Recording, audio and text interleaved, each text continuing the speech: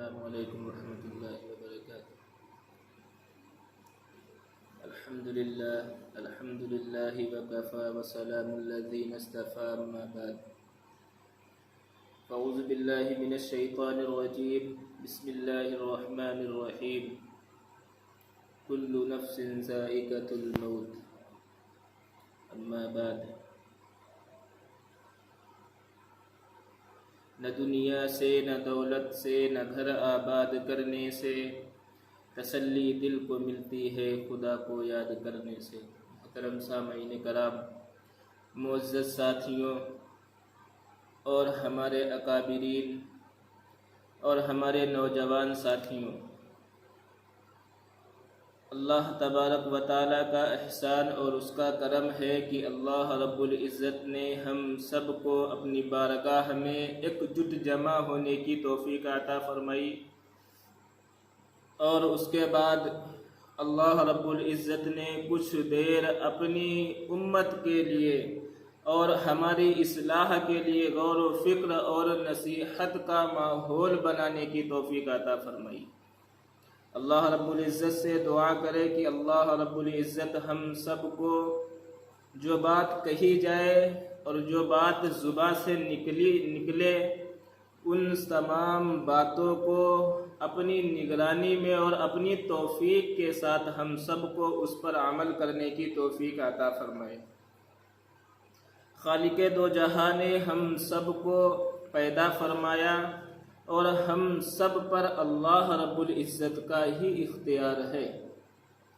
ہماری جان پر، ہمارے مال پر، ہماری اولاد پر، حتیٰ کہ ہمارے کمائے ہوئے سر و سامان پر، تمام کی تمام چیزیں اللہ رب العزت کے حکم کی محتاج ہیں۔ آج اس پرفتن دور کے اندر جو بیماریاں سامنے آ رہی ہیں اور دوسری چیز جو انتقالات دنیا کے اندر عام طور پر ہو رہے ہیں، جوان موتیں ہو رہی ہیں، اللہ کے لیے ان وباؤں کو اور ان افواہوں کو عام نہ فرمائیں۔ اللہ رب العزت کا خوف اپنے دل کے اندر بٹھائیں، نہ کہ موت کا خوف۔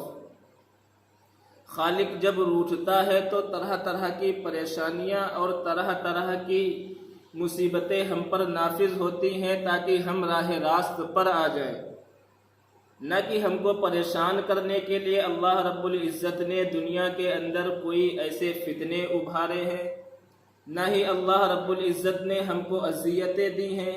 اگر اللہ رب العزت کو اذیت اور پریشانی میں مبتلا کرنے کا منصوبہ یا مبتلا کرنے کا ارادہ ہوتا تو اللہ رب العزت ہمارے جسموں میں تمام کے تمام انعامات جو عطا کیے ہیں، مثال کے طور پر آنکھوں کو بینائی عطا فرمائی، اللہ سلب کر لیتا۔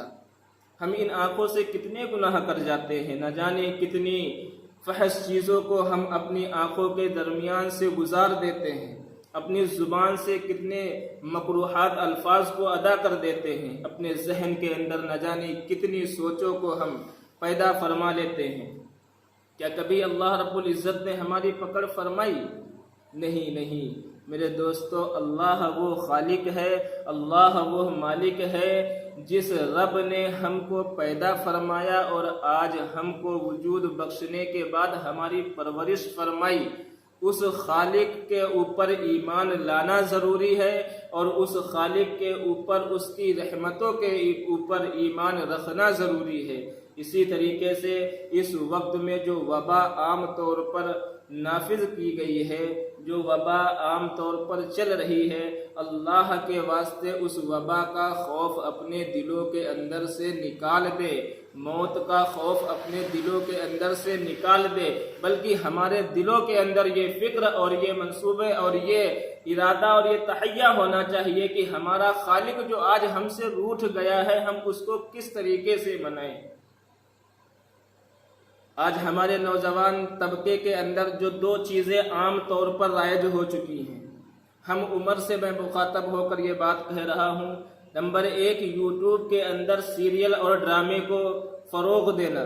نمبر دو، پب جی کو کھیلنا۔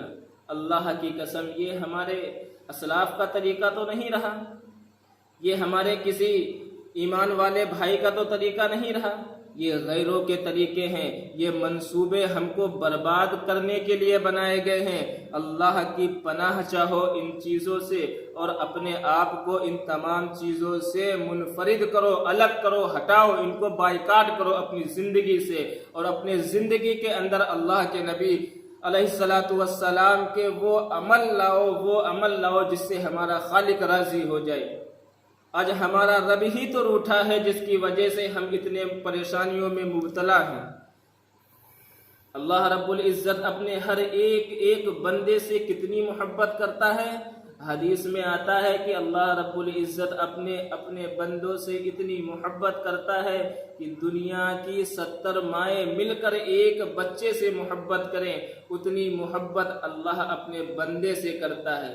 خالق کہتا ہے اے میرے بندے تو جا کدھر رہا ہے، ففروا الی اللہ، تو آ دوڑ میری طرف آ، ادھر ادھر مت جا، تو میری طرف آ، تو مجھ سے مانگ، اگر تجھ کو کوئی پریشانی ہوتی ہے تو مجھ سے کہے، نہ کہ اپنے آپ ان مشکلوں کو دور کرنے کا چارہ ڈھونڈو، بلکہ اپنے رب سے کہو، اپنے رب سے پناہ مانگو، اپنے رب کی طرف رجوع ہو جاؤ۔ یہ ہے اصل مومن کا مقصد۔ اللہ کے لیے یہ جو مبارک مہینہ چل رہا ہے اس کی قدردانی کریں، اس کی قدر کریں کہ اللہ رب العزت نے ہم اور آپ کو اپنے مبارک مہینے کے اندر قائم اور دائم رکھا ہے۔ اللہ کے سامنے رجوع ہو جاؤ، اللہ کے سامنے جھک جاؤ اور اللہ سے اپنے تمام کے تمام گناہوں کی توبہ کرو۔ ہمارے شیخ فرمایا کرتے ہیں کہ پریشانیاں کئی طریقے کی ہوتی ہیں۔ انسان دو طریقے کا ہوتا ہے، ایک انسان وہ ہوتا ہے جو اللہ کی طرف رجوع ہو، دوسرا انسان وہ ہوتا ہے جو دنیا کی طرف رجوع ہو۔ مثال کے طور پر ایک کے دل کے اندر اللہ اللہ اللہ ہی ہے اور دوسرے انسان کی طرف دنیا دنیا دنیا ہی ہے۔ ایک انسان دنیا کمانے کے پیچھے پڑا ہے، دوسرا انسان اللہ کو راضی کرنے کے پیچھے پڑا ہے۔ بندے دونوں اللہ ہی کے ہیں، بندے دونوں اللہ ہی کے ہیں۔ اب مثال یوں سمجھ لے، ایک شیشے کا کور بنا لیا جائے اور چٹیل میدان کے اندر کھڑا کر دیا جائے، اور اس شیشے کے کور کے اندر وہ جو اللہ کے پیچھے دوڑ رہا ہے بندہ، اس بندے کو اس کے اندر بند کر دیا جائے، اور جو دنیا کے اندر دوڑ رہا ہے وہ چٹیل میدان کے اوپر کھڑا ہو جائے، اور اللہ رب العزت یوں تیز طوفان چلائے، تو آپ بتائیں اثر کس کے اوپر زیادہ ہوگا؟ جو باہر کھڑا ہے اس کے اوپر ہوگا نہیں ہوگا، اور جو شیشے کے کور کے اندر ہے وہ محفوظ رہے گا، بارہا دیکھ رہا ہوگا کہ ہوا بہت تیز چل رہی ہے، مخالف ہے، نقصانات ہو رہے ہیں، لیکن اس بندے کے اوپر فرق نہیں پڑ رہا۔ کیوں نہیں فرق پڑ رہا ہے؟ کیونکہ اس کے ساتھ اس کا خالق ہے، اس کے دل میں اس کا مالک ہے، اس کے دل میں اس کی محبت ہے جس کے حکم سے چڑیا اور دنیا کے تمام سر و سامان اس کے حکم کے محتاج ہیں، اس کی محبت اس کے دل کے اندر ہے۔ اور جو دنیا کے اندر دنیا کی محبت لے کر پھرتا ہے اس کو اللہ رب العزت وہ پریشانیاں دکھلاتا ہے، وہ دکھلاتا اس لیے ہے تاکہ وہ عبرت کے طور پر یہ چیز دیکھ لے کہ اللہ رب العزت کس طرح کا رساز ہے۔ ایک بندہ ریسٹورینٹ کے اندر بیٹھ کر اسپائسی، کڑوی اور تلخ چیزیں کھا رہا ہے، بظاہر ہم لوگ اس کے سامنے بیٹھ کر اس کو دیکھ رہے ہیں کہ یہ بندہ تلخ چیزیں کھا رہا ہے، اور ایک طرف سے آنسو بہ رہے ہیں، دوسری طرف سے پیشانی پر پسینہ ٹپک رہا ہے۔ اچھا، ہم لوگوں کو لگ رہا ہے کہ بظاہر وہ بہت پریشان ہے، رو رہا ہے، پسینہ نکل رہا ہے، لیکن جو کھا رہا ہے اس کو کیا ہو رہا ہے؟ اس کو لذت آ رہی ہے، اس کو مزہ آ رہا ہے۔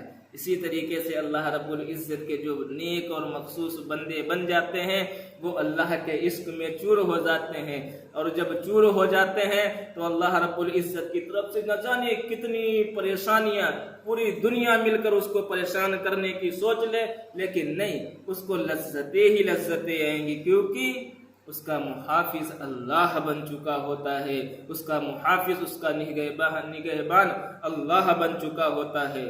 محترم دوستو، اتنی لمبی بات کرنے کا کوئی وقت تو یہ ہے نہیں، لہٰذا بطور نصیحتاً میں اس وقت یہ بات بتلانے کے لیے بیٹھا تھا کہ دنیا کے اندر جو دستور عمل چل رہا ہے، جو موتیں ہو رہی ہیں، جو انسانات فوت ہو رہے ہیں، اللہ کے واسطے ان خبروں کو عام نہ فرمائیں، ان خبروں پر پردہ ڈالیں، بلکہ یہ دیکھیں یہ لوگ جا کیوں رہے ہیں، بلکہ یہ دیکھیں یہ کس وجہ سے جا رہے ہیں۔ آج ہمارے پاس وقت ہے، نہ جانے کب کس وقت ہمارا بلاوا آ جائے۔ آج ہم آپ کے سامنے بول رہے ہیں، کل نہ ہو، ابھی ہم بول رہے ہیں، اٹھ کر جا پائیں یا نہ جا پائیں، یہیں پہ ملک الموت آ جائے، کہیں چلو۔ میرے دوستوں، عزیزوں، میرے پیاروں، میرے لاڈلوں، اللہ کے واسطے اللہ کو راضی کرو۔ اگر اللہ مل جائے گا تو دنیا کی تمام پریشانیوں کا مقابلہ ڈٹ کر سکتے ہو۔ نہ جانے کتنے ہی مصائب ٹوٹ پڑے، پہاڑ ٹوٹ پڑے آپ کے اوپر، اللہ کے واسطے اگر اللہ کے مخصوص بندے بن جاؤ گے، اللہ کے مقرب بندے بن جاؤ گے، اللہ کی محبت اپنے اس دل کے اندر بٹھا لو گے، تو اللہ کی قسم آپ کا کوئی بال بیکا نہیں کر سکتا۔ پھر وبائیں چلیں، فساد ہوں، ظلم و زیادتی ہو، کچھ بھی ہو، اللہ والوں کو کبھی ان چیزوں کی سردی گرمی نہیں ہوتی۔ محترم، مقصد یہ ہے کہ ہمارا رب روٹھا ہے، ہم اپنے رب کو منا لیں تو کائنات کے اندر جتنی چیزیں ہیں سب آپ کی تابع ہو جائیں گی۔ جب خالق آپ کا ہو جائے گا تو اس کی تمام چیزیں لامحالہ آپ کی ہو جائیں گی۔ تو محترم عزیزوں، میرے پیاروں، اللہ کے واسطے اپنے وقت کو قیمتی بناؤ، اپنے وقت کو غنیمت مانو۔ جو اللہ رب العزت نے آج ہمارے اور ہم کو اور آپ کو ڈھیل دے رکھی ہے، اس کو غنیمت جان کے اللہ کے لیے اللہ کی طرف رجوع ہو جاؤ، صرف اللہ کی طرف رجوع ہو جاؤ۔ پھر دیکھو، ہمیشہ یاد رکھنا، جب رات ہوگی تو اس کی صبح بھی ہوگی۔ آج جو دنیا کے اندر اندھیری رات، اندھیری گھٹائیں چل رہی ہیں، اللہ کی قسم یہ ایسے ہی باقی نہیں رہیں گی۔ جو اللہ کے مخصوص بندے ہیں، جو اللہ کے نیک بندے ہیں، جن کا توقع اللہ کے اوپر ہے، وہ باقی رہیں گے انشاءاللہ، اور وہ دیکھیں گے کہ جب موسم خزاں اور موسم بہار کے رتبے جب آئیں گے، کہ موسم خزاں جائے گی اور موسم بہار آئے گی، یہ جو بیماریوں والے دن ہیں یہ گزر جائیں گے۔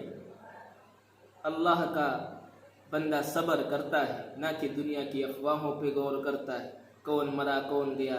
بھائی اللہ کی چیز ہے، اللہ کی امانت ہے، جب چاہے جس وقت چاہے جس کو لے لے، ہمارا اور آپ کا کون اختیار ہوتا ہے۔ دیکھیے، موت کا جو مسئلہ ہے وہ متعین وقت ہے، اللہ رب العزت نے ایک وقت متعین کر دیا ہے۔ اب اس میں جتنے بھی بہانے لگ جائیں، جتنے بھی مصابہت لگ جائیں، مثال کے طور پر لوگ کہتے رہے ان کو اٹیک پڑ گیا، ارے اٹیک نہیں پڑا، یہ وقت متعین تھا، لامحالہ وہ موت آنی تھی۔ اب اٹیک پڑتا یا نہ پڑتا، ان کو جانا تھا